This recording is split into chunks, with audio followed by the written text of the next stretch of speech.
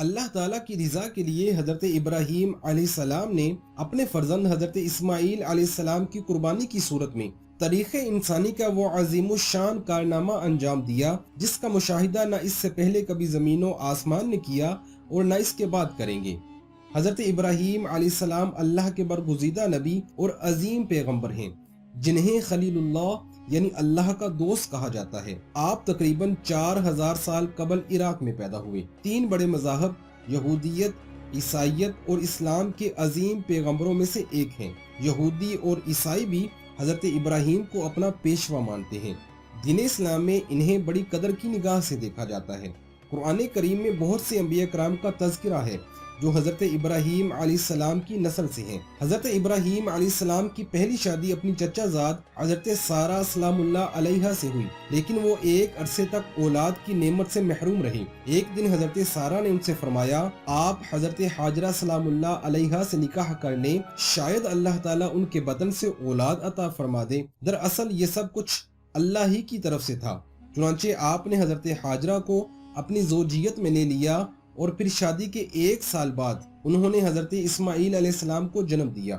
اس وقت حضرت ابراہیم علیہ السلام کی عمر مبارکہ 86 سال تھی۔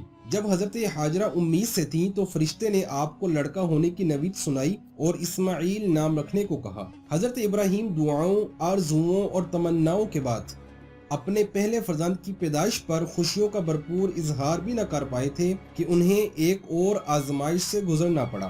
یہ بحکم الہی نومولود لخت جگر اور فرما بردار بیوی کو ملک شام سے ہزاروں میل دور ایک ایسی وادی میں چھوڑ آئے کہ جہاں میلوں تک پانی تھا، نہ چرند اور نہ پرند۔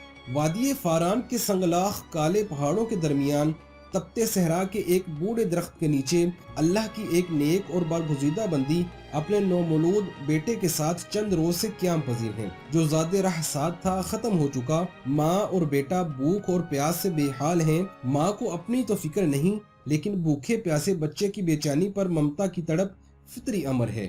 لیکن اس صحرا میں پانی کہاں؟ جوں جوں لخت جگر کی شدت پیاس میں اضافہ ہو رہا تھا، ممتا کی ماری ماں کی بے قراری بھی بڑھتی جا رہی تھی۔ اسی حالت اضطراب میں قریب واقع پہاڑی صفا پر چڑھی کہ شاید کسی انسان یا پانی کا کوئی نشان مل جائے، لیکن بے سود رہا۔ تڑپتے دل کے ساتھ بھاگتے ہوئے ذرا دور دوسری پہاڑی مروا پر چڑھی، لیکن بے فائدہ رہیں۔ اسی طرح دونوں پہاڑوں کے درمیان پانی کی تلاش میں 7 چکر لگائے۔ ادھر اللہ نے حضرت جبرائیل علیہ السلام کے ذریعے شیر خوار اسماعیل کے قدموں تلے دنیا کے سب سے متبرک اور پاکیزہ پانی کا چشمہ جاری کر کے رہتی دنیا تک کے لیے یہ پیغام دے دیا کہ اللہ پر توکل کرنے والے صابر و شاکر بندوں کو ایسے ہی بیش قیمت انعامات سے نوازا جاتا ہے۔ حضرت حاجرہ اپنے صاحبزادے کے ساتھ وہیں رہ رہی تھیں کہ ایک روز عرب کے قبیلے بنو جرہم کے کچھ لوگ پانی کی تلاش میں وہاں پہنچے اور حضرت حاجرہ کی اجازت سے وہاں رہائش اختیار کر لی، اور یوں دیکھتے ہی دیکھتے وہ سنسان صحرا دنیا کے سب سے مقدس اور متبرک عظیم شہر مکہ مکرمہ میں تبدیل ہو گیا۔ حضرت حاجرہ نے بیٹے کی پرورش اور تعلیم و تربیت پر خصوصی توجہ دی۔ 13 سال کا طویل عرصہ گزر گیا۔ حضرت اسماعیل علیہ السلام مکے کی مقدس فضاؤں میں آب زمزم پی کر اور صبر و شکر کی پے کر عظیم ماں کی آغوش تربیت میں پروان چڑھے۔ بہترین صلاحیتوں کے مالک خوبصورت نوجوان کا روپ دار چکے تھے کہ ایک دن حضرت ابراہیم علیہ السلام تشریف لائے اور فرمایا، اے بیٹا، میں خواب میں دیکھتا ہوں کہ گویا تمہیں ذبح کر رہا ہوں، تو تم یہ سوچو کہ تمہارا کیا خیال ہے۔ فرما بردار بیٹے نے سر تسلیم خم کرتے ہوئے فرمایا، ابا جان، آپ کو جو حکم ہوا ہے وہی کیجیے، اللہ نے چاہا تو آپ مجھے صابرین میں پائیں گے۔ حضرت اسماعیل علیہ السلام کا یہ سعادت مندانہ جواب دنیا بھر کے بیٹوں کے لیے آداب فرزندی کی ایک شاندار مثال ہے۔ حضرت ابراہیم علیہ السلام نے بیٹے کا جواب سنا تو انہیں سینے سے لگایا اور حضرت حاجرہ کے پاس لے آئے۔ فرمایا، اے حاجرہ، آج ہمارے نور نظر کو آپ اپنے ہاتھوں سے تیار کر دیجئے۔ ممتا کے مقدس، شیریں اور انمول جذبے میں ڈوبی ہوئی ماں نے اپنے اکلوتے بیٹے کو نئی پوشاک پہنائی، آنکھوں میں سرما، سر میں تیل لگایا اور خوشبو میں رچا بسا کر باپ کے ساتھ باہر جانے کے لیے تیار کر دیا۔ اسی اسنا میں حضرت ابراہیم علیہ السلام بھی ایک تیز دار چھری کا بندوبست کر چکے تھے۔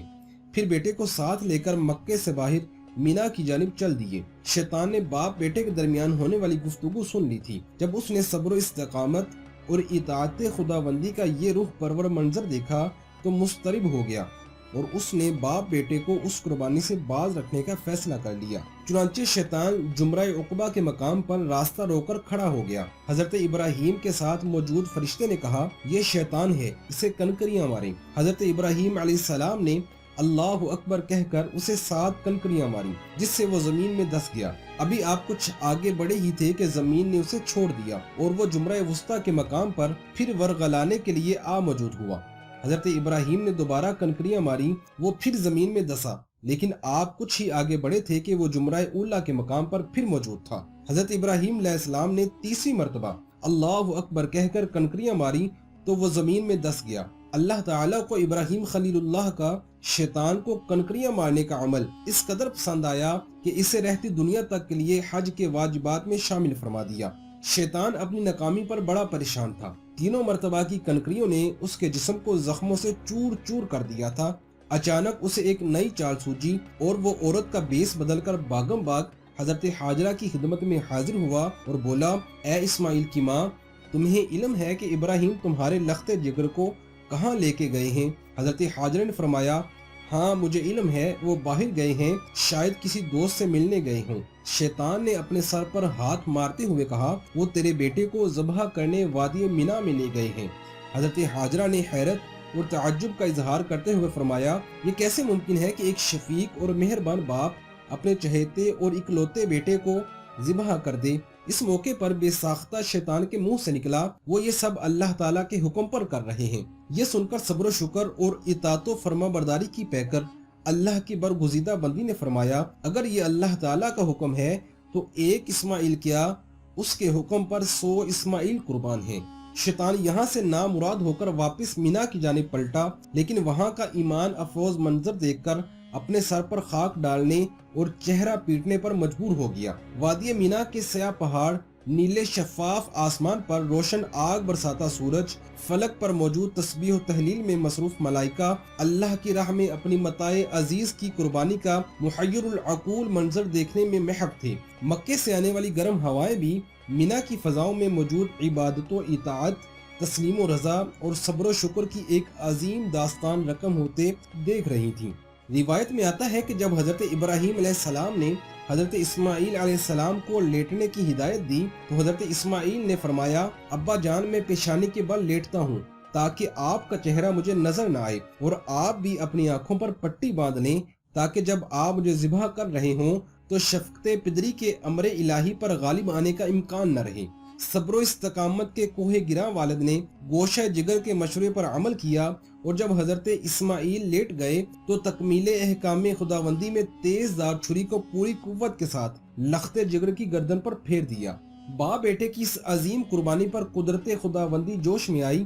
اللہ کے حکم سے حضرت جبرائیل جنت کے باغات میں پلے سفید رنگ کے خوبصورت مینڈے کو لے کر حاضر ہوئے۔ ابراہیم خلیل اللہ نے ذبح سے فارغ ہو کر آنکھوں سے پٹی ہٹائی تو حیرت زدہ رہ گئے۔